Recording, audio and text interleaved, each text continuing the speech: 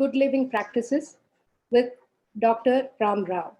Today's our session number 2. We will start today's session with a prayer. Om Sri Ganeshaya Namaha. Om Sri Saraswatyai Namaha. Om Sri Gurubhyo Namaha. Om Sarve Jana Sukhino Bhavantu. Sarve Santu Niramaya. Sarve Bhadrani Pashyantu. Ma Kashit Dukkha Bhapriyat. Om Loka Samasta Sukhino Bhavantu. We pray to the Lord Ganesha, Goddess Saraswati, and to the Guru to bless us as we start these sessions, as we continue these sessions. We pray that all will be happy, all will be free from illness, all see what is auspicious, may no one suffer, and may happiness prevail in the entire world. So let us take this opportunity to listen once more to what Dr. Rao has for us today. It is my privilege and honor to introduce again my friend, Dr. Ram Rao.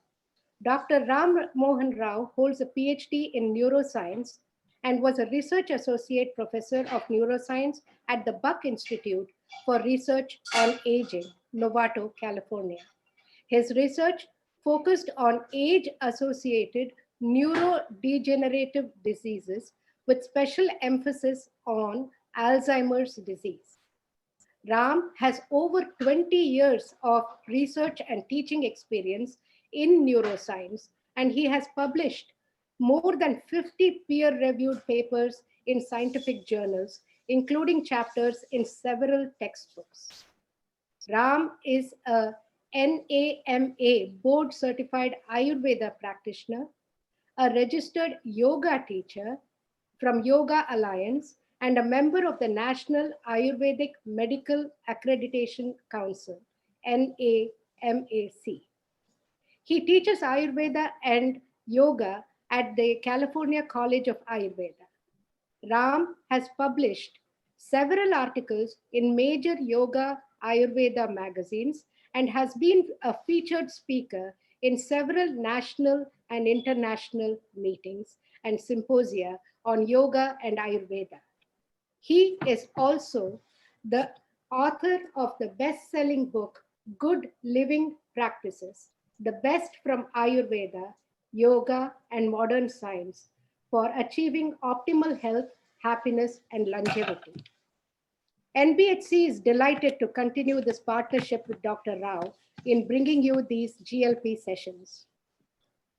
The takeaways from last time, session number 1, was good living practices are tools to achieve optimal health and happiness drawn from the sciences of yoga and Ayurveda, together with evidence-based studies, and requires attention to all dimensions of our human experience: physical, mental, and emotional. The consistent application of the tools will lead to a powerful transformational impact in your life. Each session will focus on few GLP tips for people to incorporate in their lives. By sharing the unique message of leading a fully functional, unfractionated life, Ram hopes to inspire everyone to lead with good living practices. The GLP sessions will also provide the opportunity to solve readers' queries and clear any confusion or doubts they may face while trying to adopt GLP into their own lives. The takeaways from last time's session is about how you can invite, out of ill health and suffering, the body, mind, and emotions are in sync, how you can make sure they are in sync, functioning as one unit, optimal health. So he had taken into account the eating aspects of it and how the emotions, mind, and body play a part in it, how you can cultivate balanced emotions, positivity, overcome negativity, awareness, attention, and focus on the activity, calm mind, peace of mind, and for everybody. for myself as well as everybody. And cooking and meditation, how cooking you can treat it as a meditation and eating as a meditation session. So that was the takeaway from last time's session. So this time, what are we going to focus on? We are going to focus on meal timings, gaps between meals, and gentle fasting. So now, before I give the stage to Ram, what we are going to do is he is going to have his session, and then I will be asking him a couple of questions which are common questions that have come from various other listeners on his seminars and everything. And then you will also have a chance to ask him different questions. If you're hesitant about asking him vocally, you can type your question in the chat session and I will ask them for you. Or Ram will be able to read those questions and answer it for you. So without much further ado, here is the stage. Ram, it's all yours. Thank you. Thank you, Radhika.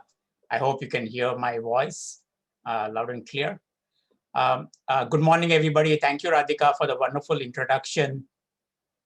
And it's a pleasure again to be here on this platform and share with you some of the concepts about good living practices.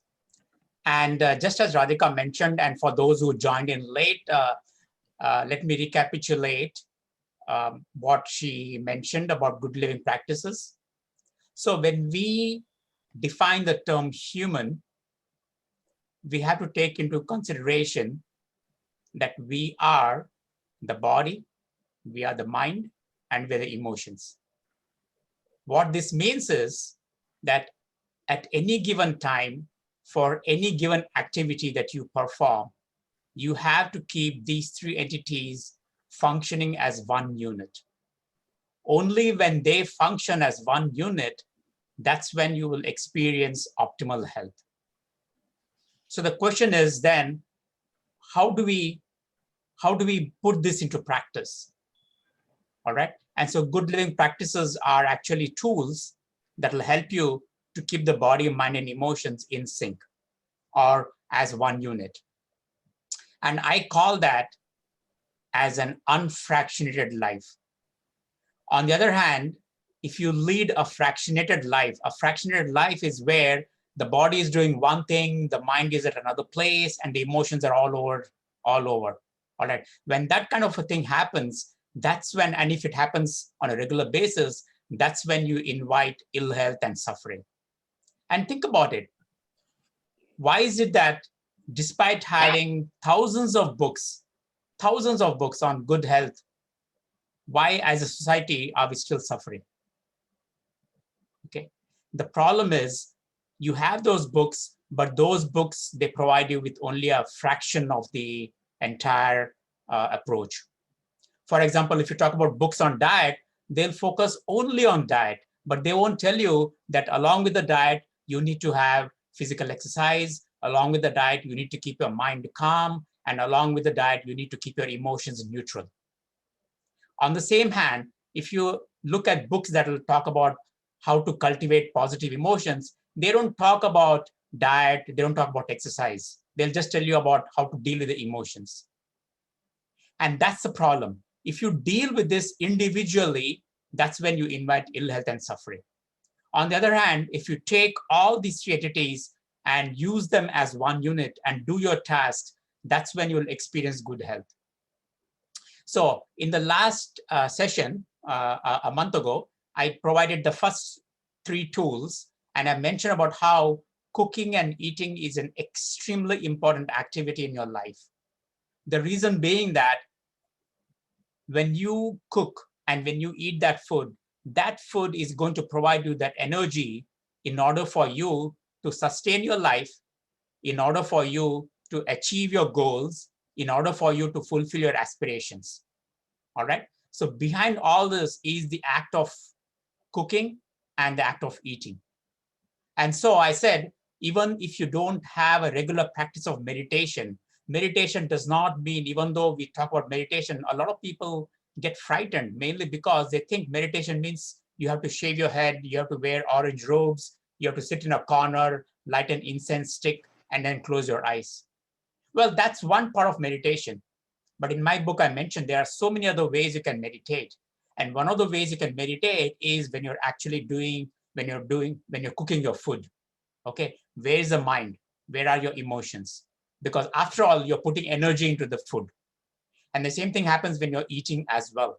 Okay, where is your mind? Where is your emotions? Is your body stable? And so in the last session, I talked about cooking and eating as meditative act. Okay, and I also talked about chewing as a very important aspect of eating. When you chew your food, it not only nourishes your physical body, but it nourishes your mind and it stabilizes your emotions. And whatever I talked about in the last session and whatever I talk about in this session, please remember one thing, it's not something that I pulled out of etheric space. Yes, it is mainly from the sciences of Ayurveda and yoga, but it's all based on evidence-based medicine. We have research studies supporting all these concepts. All right. So, and then, it's interesting because based on last session, what I talked about cooking and eating, there were a few questions which we'll address later. So now that was part one. So today's session is part two, where I'll talk, let's go one step further. So I assume that in the last 1 month, the last 4 weeks, you did a good practice of using cooking and eating as a meditation. And I hope that you used chewing as another act of keeping the body, mind, and emotions in place. All right. So now we'll go one step further. We'll see what exactly happens in some of the other tools in the process of eating. All right. So let me go here and share the slides.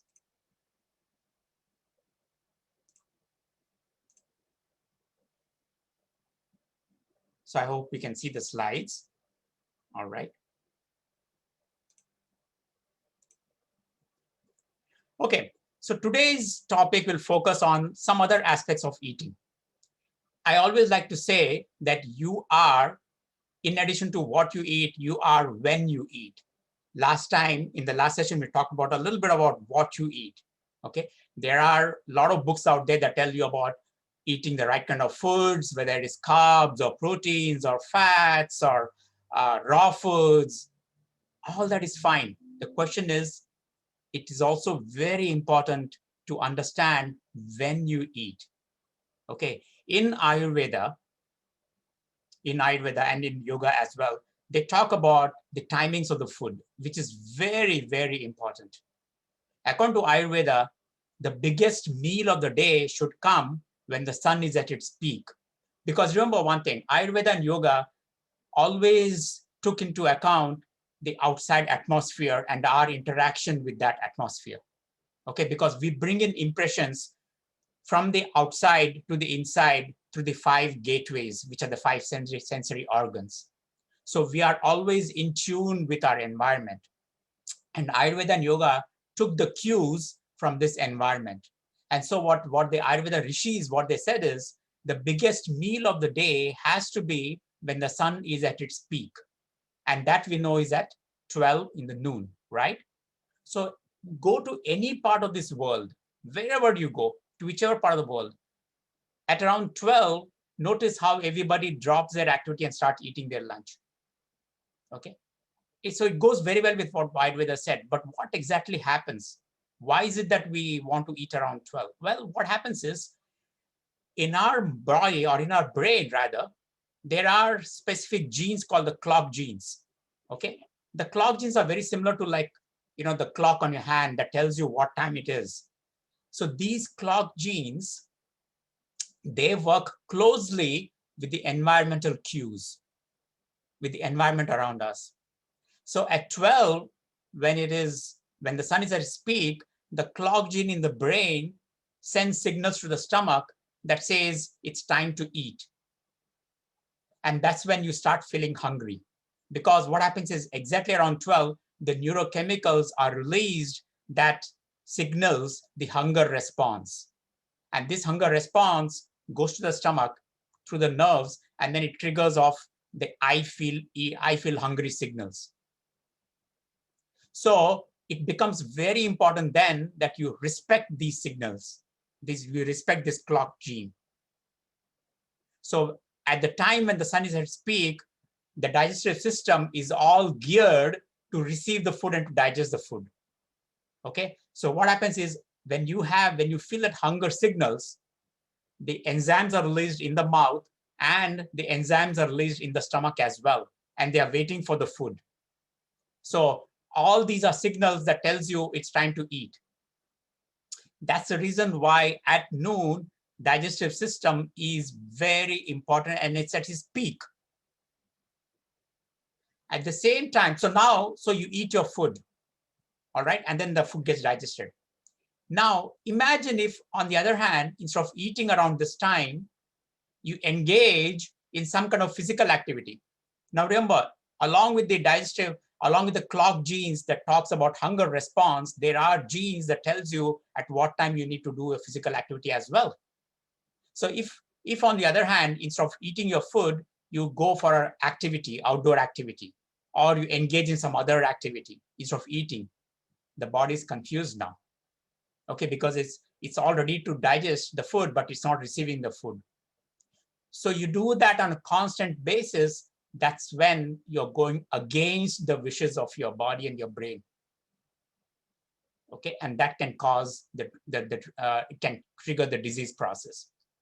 Now, this is according to Ayurveda and yoga, but now we have ample studies to indicate that a good digestive system happens at a certain time, and they mentioned that they say anywhere between 11 and 1.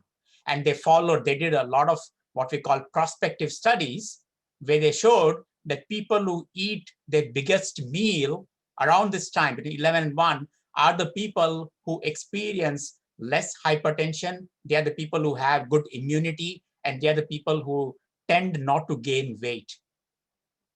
Okay, so if you're out there worrying about weight gain, and if you want to lose fat naturally, you don't want to take any drugs for that, try to use this concept of eating around midday, that is 12. Now, if you combine this with the earlier session that I talked about chewing, the combination of eating your midday meal at 12, along with chewing your food, I'm telling you, I have put a lot of my clients or patients in this program where they eat their meal around 12 and they chew their food for a count of 25 or 30. And they have all, within a month, they have come back to me and they said they're feeling great. Okay, so this whole concept of eating at 12 is substantiated by evidence-based studies where they show that people who eat their big meal corresponding to the sunlight, the sun at its peak, they tend to suffer less from metabolic disturbances. They are more stable mentally, and they are also prone to less emotional disturbance. So if you're out there feeling very angry or feeling very judgmental or feeling very depressed, think about what you're doing with regard to your eating habits, your eating time, and see if you can change that. All right. So that's another tip that I want to give you, because this, even though you're eating at 12, remember, if you eat around this time, you're not only satisfying your hunger signals, at the same time, you're keeping your brain calm and you're keeping your emotions at bay. So it works at all 3 levels. So if you want to lose weight, okay, if you wish to be more active, and if you want to experience less dullness, if you want to experience a good quality sleep, if you want to experience less negativity and be more positive, okay, then the other thing that you can do along with eating your midday meal at 12, okay, is what I call gentle fasting. Now, there's a lot of theories out there about fasting. Okay, a lot of people come to me saying that, we would like to fast for days together or hours together and all that. Fasting in general is not applicable to everybody. Okay, if you talk to the CEO of Twitter, Jack Dorsey actually has his group where they fast for 3 or 4 days continuously, and then they gorge for 2 days. So the 2 days worth of food is sufficient for them, according to them, sufficient to pull on for the entire week. That's an absurd way of fasting. I wouldn't suggest that to anybody. in Ayurveda, Ayurveda talks very much about fasting. Okay, and they tell you that fasting is very good. They don't tell you the mechanism behind it, but they tell you fasting is very good. And according to Ayurveda, what the concept is that in a 24-hour cycle, you have to have at least a 12 to 15 hours of a fasting window between two meals. Okay, so a fasting window of 12 to 15 hours between two meals. And if you do that, according to Ayurveda, it helps not only the body, helps the brain, and helps the emotions. Now, you can achieve a 12 to 15 hours of fasting, continuous fasting, by going into prolonged fasting as some of these people do, or by cutting back severely on your calories, okay? Or using what we call as fasting mimetics. Fasting mimetics are pills that you can use that sort of recapitulate the effects of fasting. But all this can negatively impact your health. So the best suggestion that I would give you is what I call a gentle fasting, which you can do every day. And if you do that every day, my friends, it's really very beneficial, not just for the body, it's very good for your brain, it's very good for your emotions as well. I do it, I've been doing it for the last, since the time I've started, I entered into the Ayurveda field. This is like 7 years or 8 years, I've been doing this gentle fasting. A gentle fasting is a fasting of 12 to 15 hours between the last meal the previous night and the first meal the next day morning. Okay, so what happens is now evidence-based studies, research studies have shown that during this prolonged fasting of 12 to 15 hours, what happens is because there's not much calories entering the brain starts digesting what we call the fats. And this releases what we call feel-good neurochemicals. And these feel-good neurochemicals have numerous protective effects on the emotions, the mind, and the body. Okay, so tool number 1, eating a big midday meal at 12.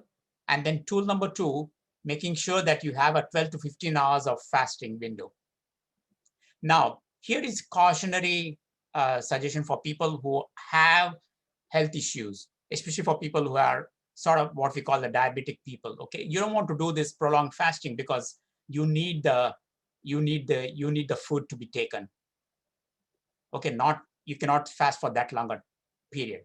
So the question is then, for in general, for people who are having health issues, or for people who would like to snack, what is the option? So here's a third tool, and the third tool is eating at appropriate times. What it means is that try not to indulge in too frequent of a snacking, because what happens is, and according to Ayurveda, you have to have at least a 4-hour gap between two meals. So if you can space that gap of 4 hours, you can keep snacking, but don't keep on snacking within a 1 hour or within 2 hours. And it makes sense. And that sense comes from evidence-based studies.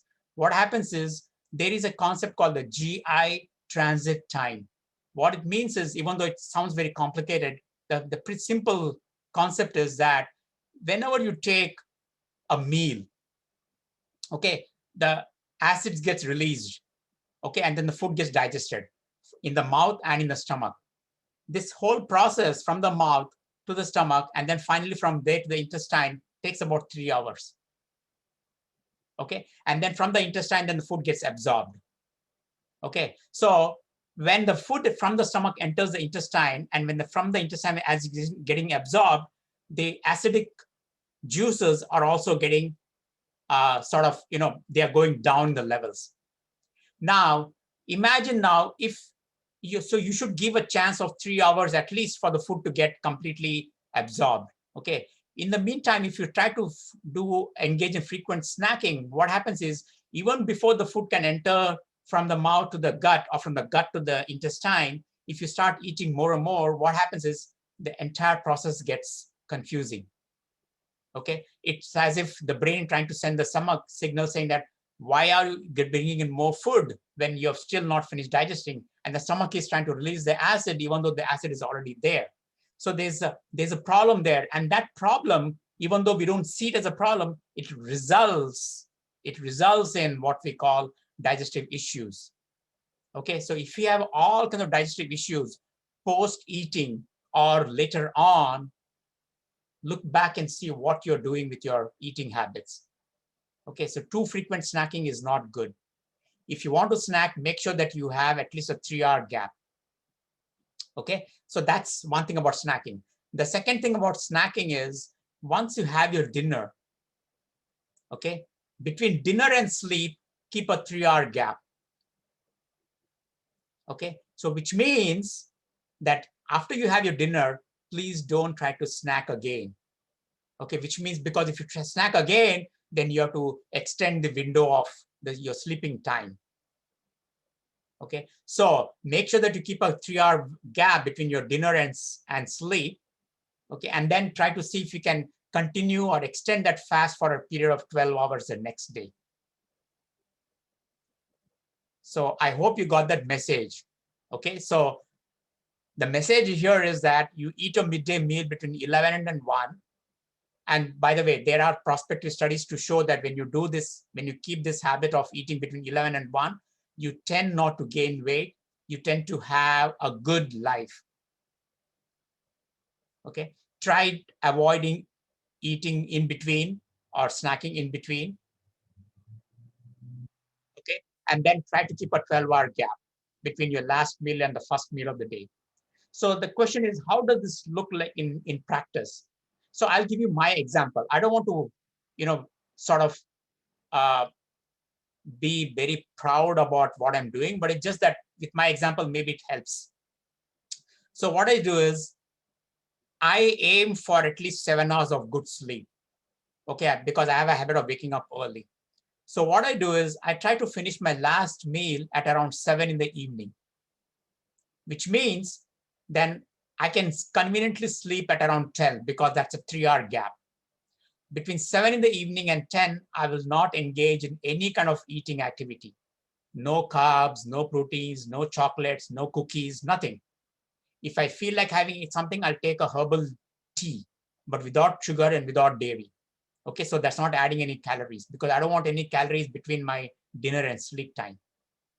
So having achieved that, now what I'll do is next day morning, because I had my dinner at 7 in the night, next day morning, I'll try to break my fast after 7 or after 8. So that way I'm keeping a gap of 12 hours, which is the fasting prolong, what I call a gentle fasting. Now, typically, I don't like to take a breakfast. Okay, instead what I do is I go straight away from my lunch, especially now these days, since the time I've been working from home because of the COVID situation, since I'm working from home, I try to have my lunch around 11. So my 11 o'clock lunch not only meets the criteria of the sun at its peak, all right, but it also meets the criteria of the 12 to 15 hour window. And what I'm doing is that process is I'm actually combining my breakfast and lunch into one meal. Okay, and then I'll try to break my fast. So around 11, I have my lunch. And then if I feel like snacking, I'll snack around 4 or 4:30. Okay, and my snack is usually a cup of tea.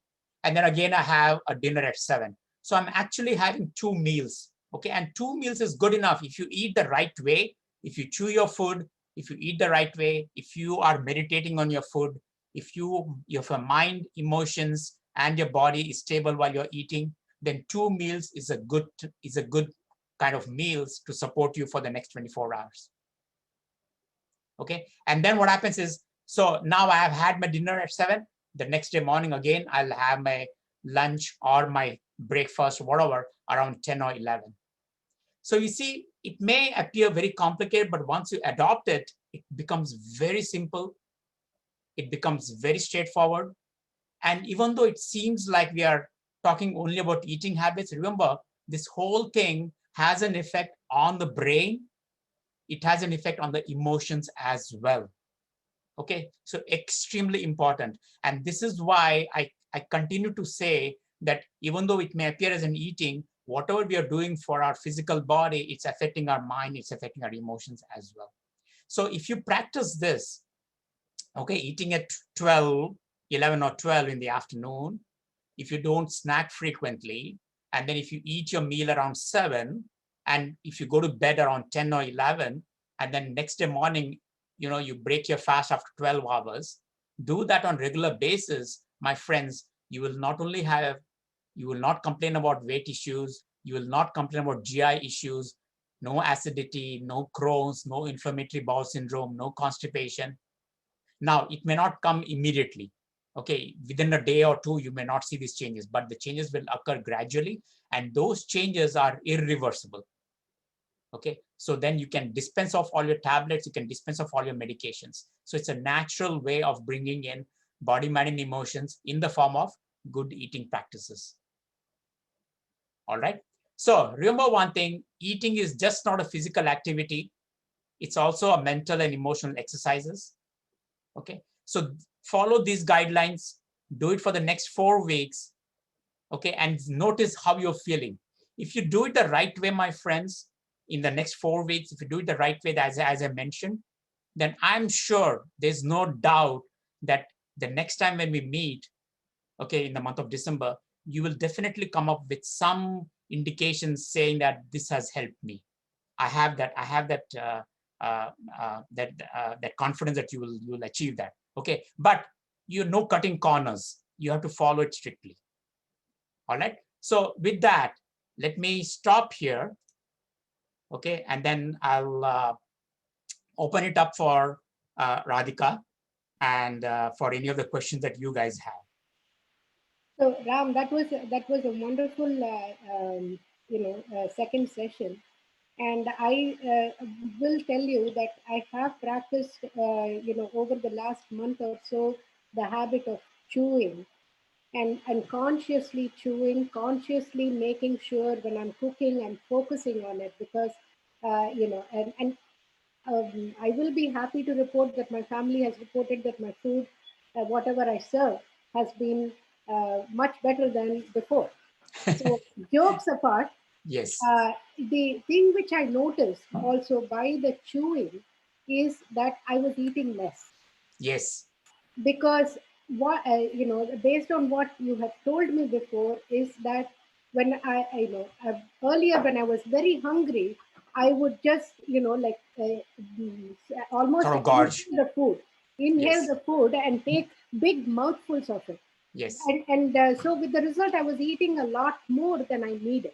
Yes. And then what happened was, when I was taking the small foods, looking at the food, enjoying it, and then talking to my family about stuff and everything, we it was about a 20 to half an hour that we had for the dinner or the lunch or whatever it was.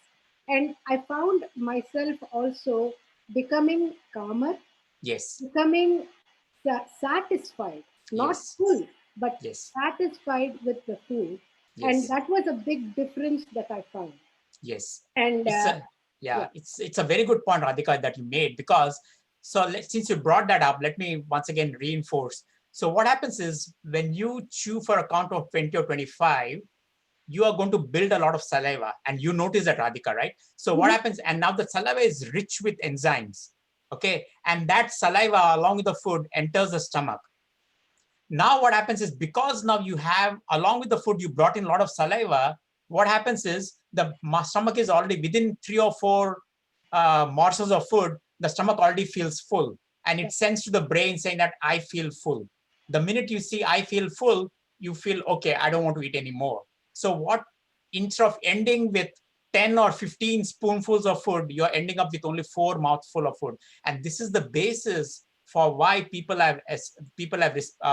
have reported saying that they have lost weight over a period of 1 or 2 months, because they're eating less. Not only that, for people who have a habit of snacking, this gives a good opportunity, because if you're eating just 4 mouthful of food with proper chewing, then you will definitely feel hungry within 4 hours. Okay, yeah, so then you can engage in chewing. I mean, you can engage in a snack if you like that. So a lot of benefits that come from it. I mean, there is a reason why Ayurveda mentioned all this. There's a reason why yoga mentioned all this. And now we have evidence-based studies, not just with animal models, but even with humans.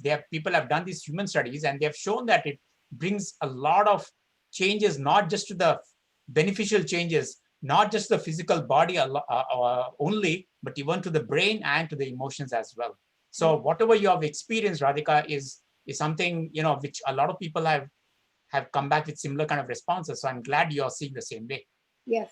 And because one thing I remembered after listening to your sessions and reading your book and everything, you know, there was one show that I was watching, and this person, he said, you know, he was talking about conscious eating and, you know, knowing what you eat and everything. So he said he had this bag, and in that bag, he said, okay, you know, for breakfast you ate this, you know, eggs and, you know, bread and toast and this thing. For lunch you had two pizzas and two slices of pizza, and so the bag was expanding, Yes. and it was almost like bursting, so you do Right. not need that much. And so Correct. the thing that he was explaining about it was your stomach is only this much, you Right. need this much nutrition. And this is something that I remember my aunt telling me. You know, she lived up to 94. No you know, the diseases or anything that we are prone to in these days, blood pressure or any of that.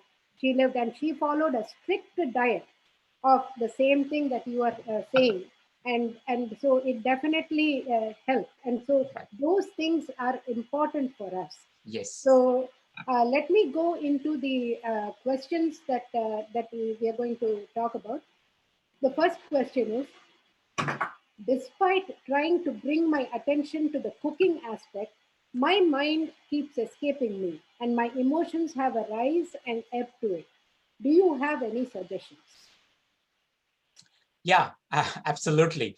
I mean, that's the reason why I said cooking is very important. It's a meditative act.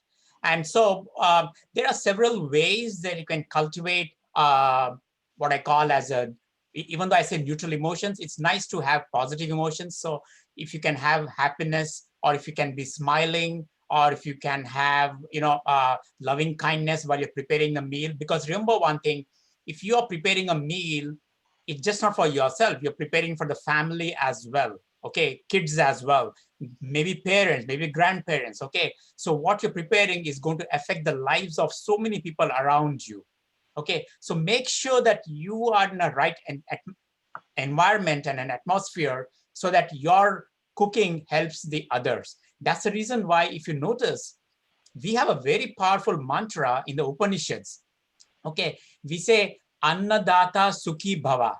Annadata, the person who prepared the food, Sukhi Bhava, may the person live in good peace. We are thanking the person. And it's just not the person who cooked the food, but everybody down the food chain. So that's one way. Now the question is, how do we, what else can we do to bring positive emotions? Well, remember one thing, and I'll give you my example. It may resound with you guys as well. In my grandfather's home back in India, the kitchen was the largest sort of living room. There was no separate living room. The kitchen itself was a large living room, but part of the room was divided to have the altar. Okay, and because it was a large family, throughout the day, somebody or the other would come in, light the lamp or light the incense stick, or somebody or the other would be praying. What did that do actually to the person who was preparing the food?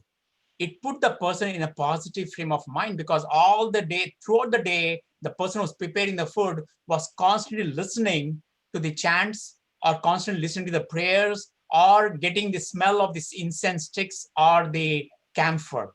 Okay, so that kept the person's emotions positive. Okay, so that's something you can try to do. Okay, bring in the aspect of, if you are religious, okay, bring in the concept of having, playing some mantras or playing some songs while you're cooking the food. That will definitely keep your emotions at bay. The other thing you can do is, and since most of you have very good homes, try to see if you can, if you're cooking, if your kitchen window doesn't open out into the yard or into nature, try to bring in potted plants into the kitchen itself. Okay, because the presence of plants, the presence of flowers, actually, the minute you see that before you cook your food, immediately brings down your emotional turmoil. Okay, so So these are the two things that I can suggest: playing some mantras while you're cooking, or having the altar with the incense stick and with the lamp, or bringing in flowers or plants. All these will definitely put you in the right framework of mind when you're cooking the food. Definitely. I mean, like, and I would say that this is the thing of bringing the altar, the bringing the prayer and everything. It is not something that is foreign. That is, it's not something that is specifically related to Hinduism or Right, anything. right, It was even Christians or any absolutely, they say grace before eating, bless the right, food that they are going to eat. And yes, so it is very important to remember that, and that's where the aspect of all these things are interconnected comes into play. Yeah. absolutely. And you just mentioned about nature, plants and flowers in the kitchen while cooking. Can you just elaborate? I know you said a little bit about it bringing the sense of beauty and everything, but is there anything else you can add to? Yeah, so remember one thing: optimal health and wellness is not something out there in the atmosphere. Okay, it's not in the tablets, it's not in the pills, it's not with the doctor, it's with you. Optimal health and wellness is our personal property. Okay, and it all begins in the kitchen. Think about it. It all begins in the kitchen. That's one of the reasons why traditionally we always said, please don't enter the kitchen with your shoes, with your footwear, because, and in my book I mentioned, there are evidence-based studies to show now that if you bring in the footwear or you bring in your shoes or even your telephone, you're bringing with you all the sort of the microorganisms that's sitting in those objects that will enter your working place or your kitchen. Okay, and you don't want anything to, your kitchen should be as sterile as possible. Okay, it should be totally free of bacteria, viruses, microorganisms, everything. So that what happens is when you enter the kitchen, you have to feel invigorated. You have to feel strengthened. You have to feel very happy. So that's the reason why in my book, I also mentioned that don't clutter your kitchen. Think about the kitchen as a very sacred place. You don't have to be religious to keep a kitchen as a religious place. Okay, just keeping it clean itself is religion. I always consider kitchen as a religious place. So keep that in mind. And one way to bring in nature into the kitchen is making sure that the sunlight actually can stream into the kitchen. That's one of the reasons why traditionally astrologers, they always said, try to see if you can kitchen faces the east, so the rising sun, because that's when we'll be doing our cooking. Okay, then there's a reason for that. And now we know, by the way, again, this is all supported by evidence-based studies. When you have good light, when you have bright natural lights streaming into the kitchen, okay, along with that, you can bring in another safe atmosphere is to bring in potted plants. Plants, especially if there are specific plants, indoor plants, that continuously release what we call antioxidants. They release chemicals into the air that not only invigorate the entire room, but also invigorates the people, and it's all antibacterial, antiviral as well. Okay, so that's the reason why when you bring in plants and when you allow the sunlight to stream in, you're naturally purifying the air in the kitchen. So it's like an automatic or a natural way of disinfecting your kitchen. Okay, so if you have a garden or if you plan to, you can have potted plants. We have potted plants in the kitchen. Try to have those plants that will bring out nice flowers, which beautiful colors, because all this can actually nourish you. So watching these plants, okay, while preparing the food, watching these plants while you're consuming the food, watching the sunlight streaming into the kitchen, it's not only refreshing, it's calming, it's invigorating, and it's meditative. Okay, it may sound very simple, it may sound very foolish, it may, for some of you, it may sound, oh, we know this already. Yeah, even I knew this already. But the problem is I never implemented that. Only now I realize the importance of that, mainly because we now have not only evidence-based supported studies to confirm this, but at the same time, I'm noticing a lot of problems that people complain of, especially with GI issues. And if you do the right things, my friends, cooking, eating, and then eating the right way, there should be no reason why you should have GI issues. No, I mean, like, you said, it is not what you're saying right now is not something new. We all know about it. We have all heard about it. We have all experienced it. But you're letting us know, or, kind of telling us to go back to the basics. Yes, right. And that is very important. And, the third question I have, you've already touched on it. And it is about when I chew for 20 counts, I keep chewing for 30 counts, and there's a lot of saliva in the mouth. Is that good? And you've already touched on it, saying that that saliva helps with the digestive process. Yeah, that's right. So what happens is when the saliva reaches a certain threshold in the stomach, along with so what happens if you chew your food very well, you're going to liberate a lot of saliva. The saliva contains a lot of the digestive enzymes. And then along with the food, when it enters the stomach, after it reaches a certain threshold, the saliva reaches a certain threshold, the stomach starts sending, I feel full. It sends those signals to the brain. And then, you will immediately say, okay, enough, I cannot eat anymore.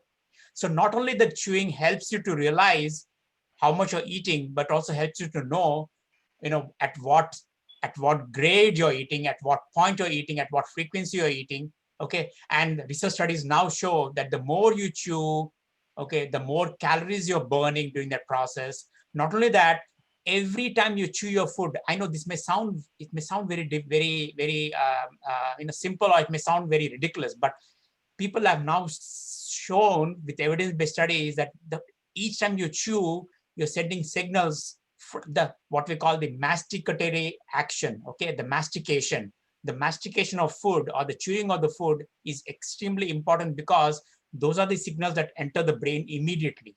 Okay, so that's the mouth to the brain axis, and I mentioned in the book. So if you want to maintain good emotions, if you want to make sure that your brain is strengthened and your brain immunity is very good, especially around this time when we talk about immunity, we are talking not just the body immunity, we're talking about the mind immunity as well. Chewing is one of the natural ways to promote physical immunity and the mental immunity and the emotional immunity as well.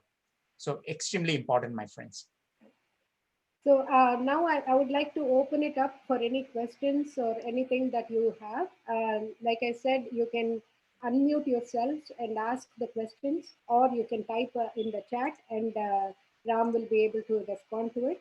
So I'm opening it up for any questions that you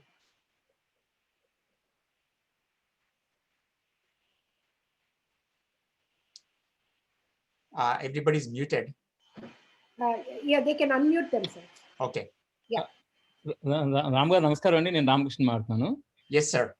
One question andi. One question is like, so usually we eat white rice, regular rice, and chewing it for 32 times, is it not hard? Like, for example, if you eat something like a bread or something like that, right? Then chewing for like 20 times or like more than that 20 times is not that hard. But just eating rice and then it's already soft, and then like eating for like chewing for 20 times is like, is it not really hard? Yeah, I mean, the thing is, when I give the count of 20, 25 to 30, because this is general, right? It's a generic range of chews. Okay, what it considers, it takes into consideration not only the soft food, but also takes into consideration the hard food that comes along with your rice. Okay, so if you're eating only rice, naturally that is soft because it's already cooked. So you don't need to go for 30 chews. Maybe by 15 or 20 chews, you would have enough, you would have softened the food, the rice, and then you would have attained enough saliva. So that's fine, no problems. But if you're eating rice along with, let's say, let's say you have greens, or let's say you have vegetables, or let's say you have some kind of some other vegetables, or you have something that requires a larger chew, then the combination of that rice and the vegetables may require you to chew for a little longer time. So, even though I mentioned the count as 30, please don't use that as a standalone count. Okay, it depends on what is the nature of your food. If it's a soft food, if it's soup, for example, soup doesn't even require any chewing unless your soup is filled with vegetables. Okay, so be a judge on your own. Make sure that as long as your food is softened and if you have enough saliva, you don't need to continue to chewing, because there's nothing to chew there. Okay. Sure, Andy. Thank you very much. And I understand. I mean, I know, I think I kind of got a picture. Like depends upon like what you're also eating, right? Correct. The nature of the food is very important. For example, now if you're eating, let's say bread in the sense, not the Western bread, but let's say the bread that we use in Indian terms like naan or chapati, that requires a little bit of more chewing because it's a little tougher compared to rice. Okay. So that will require maybe 25 or 30 chews. So, and then, or let's say if you're eating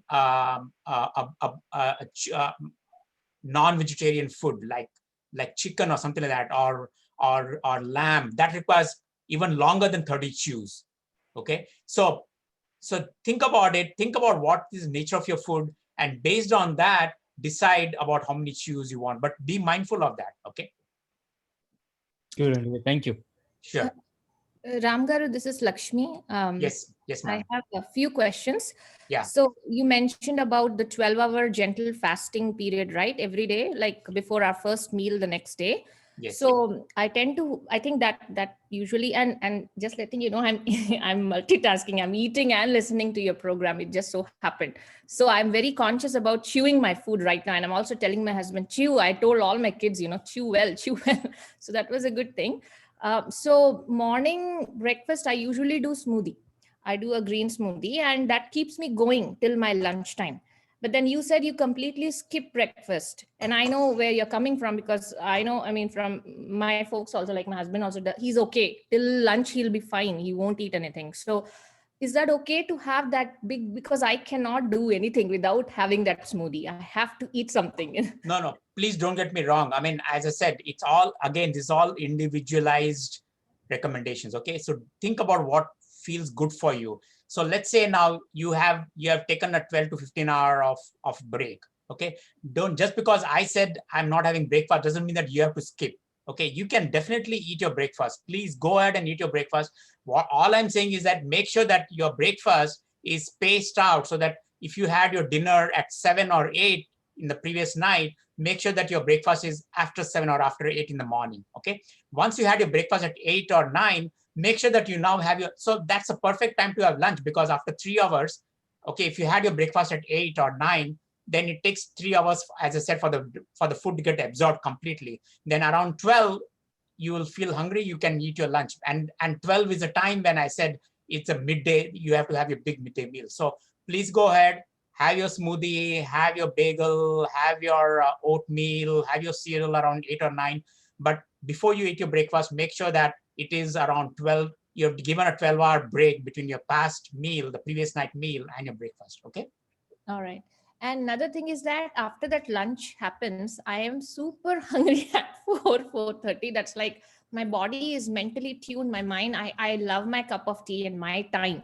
So that is where the snacks come out. And usually I prepare homemade snacks, but I think I tend to do a little bit more on that. Not an issue at all. As I said, if you have your lunch around 12, then if you're feeling hungry, so make sure that till about 3:30, because that's a 3-hour gap. Till about 3:30 or 4, you're not snacking. But yes, 4 o'clock, if you feel hungry, please go ahead, have a snack. Whatever snack you think you're going to have, make sure that you're chewing again. Make sure that you are conscious of what you're eating. Make sure whether it's having a chai, or whether you're having a coffee, or whether you're having a milk, whatever it is, have it, no problems. Okay. And then again, if you're having a snack around 4, then the next meal is after 3 hours, which is 7. Okay. So once you have your meal around 7 or 8 in the night, then make sure that you don't eat for the next 11 to 12 hours. I know, because especially now we are coming to a fall season, and fall is followed by winter. People like to have a hot chocolate or a hot cookie around evening after dinner, but be mindful. I mean, again, this is all, especially for people who have digestive issues, who want to lose weight, or who have hypertension, or who have diabetic issues, health issues and all that, especially GI issues. These recommendations play a very big role in making sure that you're fine. Okay, for all of the people who you think are perfectly all right and you're doing very well, just go by whatever is good for you. I mean, basically what you're saying is to be mindful of what you eat. Right. Portion control. Right. And, timings. Yes. Timings. And so that, you have that gap, the 3 to 4 hour gap between meals. and the portion control in whatever you're doing. And this is something that is, even in intermittent fasting and everything, they also say the same thing. You have that 50, and then you eat what you want. So and because I was listening to Sadhguru the other day, and he eats only one meal around 4 o'clock, and that's it. He eats, and he eats all whatever he needs at that time. He likes to eat well, he says. But that's not going to work for all of us. Yeah, I mean, people who talk about, that's true. I mean, people talk about, there are people who fast for the whole day and eat only one meal, or they eat a small snack. But but basically, Lakshmi, just to answer your this thing, what I follow is the same thing like you. I like to have a little bit of my breakfast in the morning, and I'm mindful of what I eat, and then I have my lunch, and I'm mindful of what I eat. My tea, I'm at 4:30, and then at 7. So, but after 7, nothing till the next day morning. So that is important, and that is something that I have adhered to what Ram has advised. And remember one more thing: whatever you do, okay, if you have any GI issues after your meal, bloating, gas, acidity, feeling sleepy, I mean things like that, or if you're having issues at the level of the brain, at the level of mind is foggy, you feel very sleepy, your mind is not very active, your mind is and you're not getting the clear answers at the right time that you want, or your emotions, you notice that you're having a lot of fear, worry, anxiety, anger, rage, and all this. Remember one thing: if you have all these issues, go back to the roots. The root is your eating and your cooking habits, okay? And notice if you're doing anything different in that, and then follow these guidelines. And because it's just not about eating, when you do the right way, it's going to affect your brain, your mind, and your emotions as well. Thank you so much. I have just, if I have one last question, and that's about now these days, like a lot of crash diets, or switching from a regular meal to something which is more fancy, sounding, like quinoa. We never had quinoa in India, or we never had brown rice. We ate whatever was available, staple, right? So do we have to drastically change to brown rice over white rice I mean, some days, of course, you can definitely do, but should you do, is that required? So remember one thing for this question, and I mentioned this in my book as well. There was a time our forefathers, or let's say go back to several generations, the cavemen ate whatever they could. Okay, it was loaded with carbs, it was loaded with fats, it was loaded with protein, everything. But remember what they did. To get that food, they had to engage in an activity for 12 hours or 14 hours at a stretch. They had to hunt for the food. So they literally walked or ran, okay, for that food. And then when they brought in that kill, they ate that food, okay? Even though it was sometimes, in some cases, it was even raw. And then move back to our, 3 generations back or 4 generations back, our grandfathers. What did they do? They walked a lot. Even though they didn't do physical exercise, they didn't go to the gym as such, but they walked a lot and they engaged in a lot of physical activity. Okay, their lifestyle was different. Now, fast forward to our generation here. We are surrounded by a lot of luxury items. Okay, we have a car, we have a microwave, we have washer and dryer. So what's happening is generally the kind of physical activity that we are involved with, whether it's eating or whatever it is, it has restricted itself. It has curtailed itself. So because of that, what's happening is we are seeing a lot of emergence of these kind of diseases. Now, these are not new, but it's what we call metabolic diseases.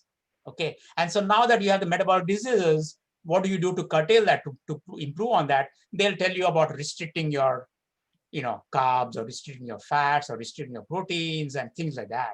Okay, and that's the reason why we have, so some books will tell you about eating more of proteins, and so they'll say eat quinoa, eat amaranth, eat mung dal, or some people will tell you to eat more fat, so they'll tell you to eat meat-based food. Some people tell you to eat raw. So it all has come out mainly because ultimately at the end of the day, people want to be healthy. But that's, again, it's a fractionated life.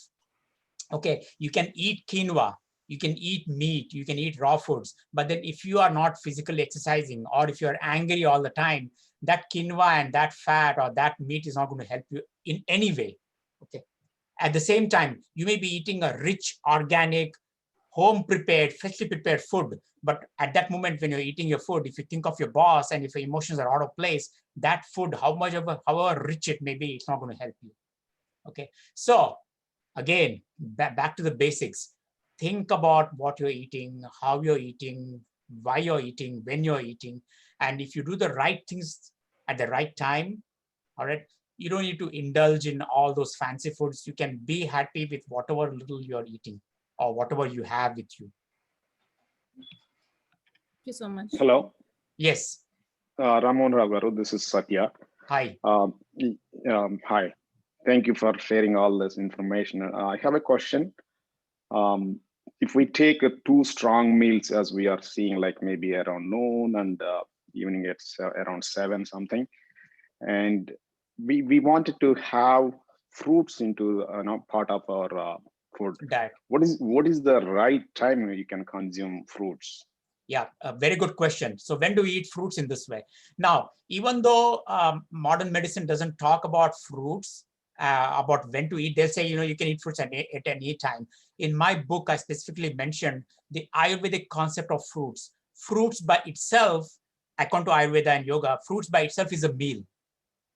Okay, fruits by itself, especially if you have a mix of fruits, all the fruits combined, okay, that in itself is a meal. So if you include fruits, especially a mixed fruit bowl, that becomes a meal by itself. So then you don't have to have a separate meal. That's number one. Number two, if you don't want to consider fruits as a meal, but you want to eat it separately, then whenever you are snacking, say your breakfast, or in the afternoon when you're snacking, use the fruits as a snack. Okay, don't indulge in cookies and all that stuff. Eat fruits, because fruits is natural. Fruits has got a lot of fiber. Fruits has got a lot of antioxidants. Fruits has got a lot of phytochemicals that are extremely nourishing, that are extremely good to the body, mind, and the emotions. So you can use fruits as a snack, or you can use fruits as a meal in itself. Okay. Yeah, thank you. I mean the more on the towards the timing of it.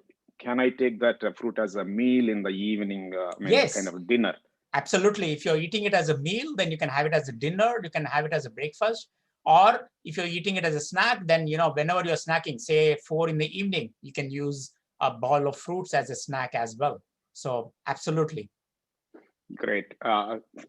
Follow question there. I can mix all the type of fruits, or can I need to take only, let's say, apple, the same family of fruits, or I can not so when fruits as such, if you're going to mix fruits, then make sure that you're not mixing anything else, because the reason is we now see a lot of fruits being mixed with yogurt, fruits being mixed with milk, fruits being mixed with other things as well. Okay, now Ayurveda says no to that. That's not energy. According to Ayurveda, those are what we call as disjointed energetic foods. They are not energy wise, they're not compatible. Okay, so that's why Ayurveda says eat separately. Now we know why. Modern science agrees to that, in the sense that what happens is, especially people who have GI issues, who have issues with eating, bloating or acidity, or any other constipation issues or stomach problems, you don't want to mix fruits with other things like yogurt or soups or granola or something like that. Have fruits as a mixed fruits separately by itself. Don't mix it with dairy, or don't mix it with other things. Right. Okay. Great, sir. Thank you so much. Sure, absolutely. Hello, Andy. This is Shankar. Yes. I have a quick question. Thank you for your service, and this really helps. I mean it. Now, these days, the people are so much into that kind of supplemental drinks or tablets or any of those things. Do you think that this really helps, or is it like a craze created? Like, do we really need to get involved in that? And then, if so, what stage? Like in the morning, afternoon? Like, I don't know, because that is new to us, right? It's like not a regular thing. So, absolutely. It's very new to me. I mean, even though I've been here in this country for the last 30 years, for me, all these supplemental nutrients are definitely a craze. That I have tried it. It's not that I'm foreign to it. I've tried. The reason I've tried it, because when patients come to me for recommendations before, and if they insist that they want to do that, I will try it out myself first. I try to be like a guinea pig myself before I recommend it to them. They are okay. I mean, remember one thing, if you want to use supplements, nutritional supplements like drinks or something, again, those are all standalone by itself. So use it as a snack. Don't mix it with your meals. Use it as a snack or use it between the meals, okay? Or let it be a part of your meal. Don't add another meal to it, number one. Number two, in my impression, in my experience, especially what has happened is I've seen a lot of patients who have done these things, supplemental things, okay? They do it judiciously for 3 months, 4 months, they lose weight, they're extremely happy, everything, okay? And then at some point, they get bored and then they come back to their normal food and then they start gaining weight or they have other things that come up and then they'll say it doesn't work, okay? It's not that, you get, yes, it, after all, you're the same thing. If you keep on doing it again and again and again, there's a point where, the body says enough is enough. I don't want to have it. Okay. So my suggestion is don't continuously use those things for a period of 1 month or 2 months or 3 months, because it's going to defeat the purpose. Instead, use it, once a week or twice a week and use it as a separate standalone meal itself. Okay, thank you. Thank you, Ram. I really appreciate this. And we are finding this as a way to, how Ram can touch, heal, and inspire everyone. And so that way it is, important. And we will post the 3 GLP tips on the WhatsApp group. I have it ready. I'll post it immediately. And we will post it there. And we are, as from NBHC perspective, we are very, very happy that you are partnering with us and we are able to bring this session over to you.